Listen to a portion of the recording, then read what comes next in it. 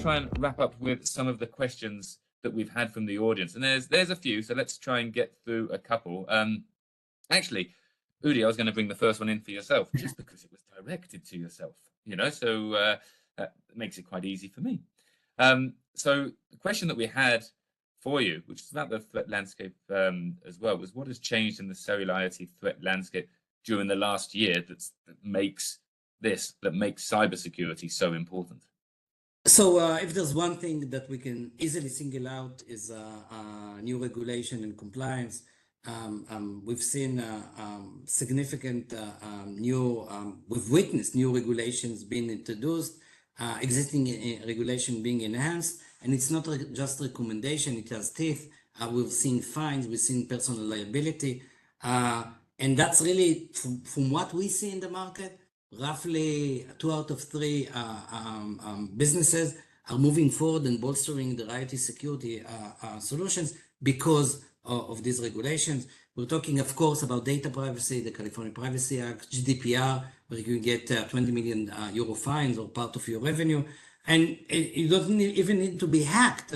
Uber 2 months ago got a 200 million euro fine just for passing personal identifying information of their customers from Netherlands to the States.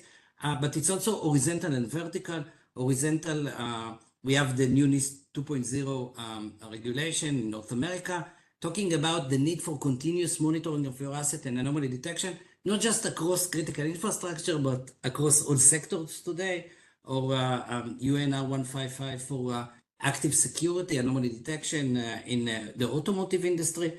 So it's funny, but I would say that if the past organization were afraid of cyber attacks, today the key driver is the fear of the regulator.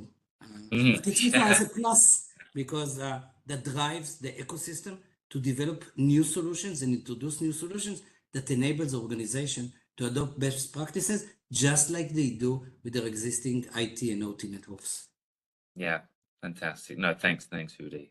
I know we're approaching the hour, but stay with us. We're going to take 2 more questions before we go. And the next one we're going to go to is the one from Sarah, which is a cracking one, really, because across the industry, we see AI increasingly shown and integrated into different solutions. So the question from Sarah was, with AI increasingly being integrated into IT solutions, how do you see AI influencing cellular IT security and compliance efforts, particularly in terms of improving threat management and demonstrating regulatory compliance as well? So it's quite long-winded, and we might not have a chance to answer it in full. We're just keen to get a couple of your perspectives on it. So Daniel, do you mind if I start with you just to get your take?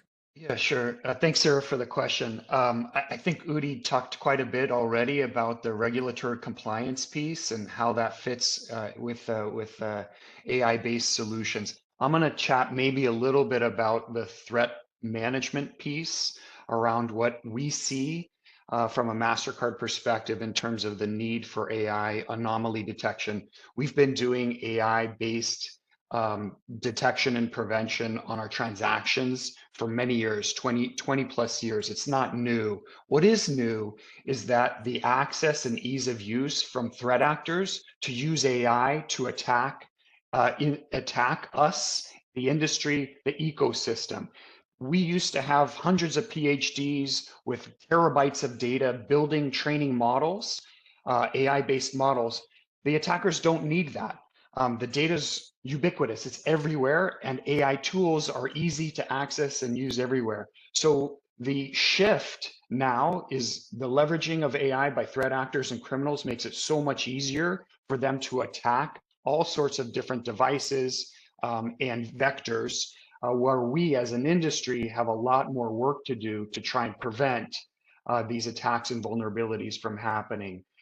So that's a little bit on the threat management side from my perspective, real quickly. I don't know if Udi wants to chime in as well.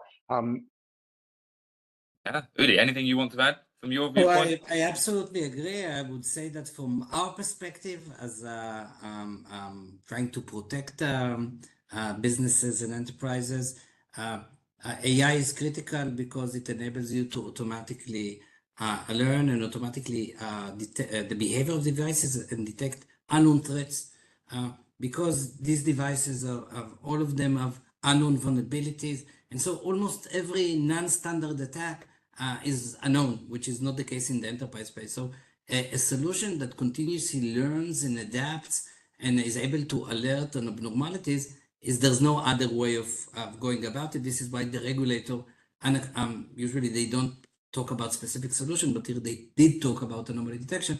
And so AI and the ability to dynamically learn and adapt is critical also when we are trying to protect these networks. Yeah. Yeah, perfect. And we're just going to wrap up with one final question. So I'm going to do a quick apologies as well to Victor and to Matthew, but we will follow up with you post-event. Do not worry. The final one that we'll quickly take was for me as well, because it was a good question, I think, whilst Udi was presenting, saying, do any industries require this type of threat detection, or is it simply best practice? And I think that's a really good question as well, just to end on as well, gauging that need from the industry. Paul, would you mind if I gave that question to yourself for your response? Yeah, sure. There's one that stands out, which is it's a UN regulation for autonomous vehicles, UNR 155. That's an explicit piece of regulation that requires anomaly detection. We expect more and more of these to emerge, probably at a decent rate of speed.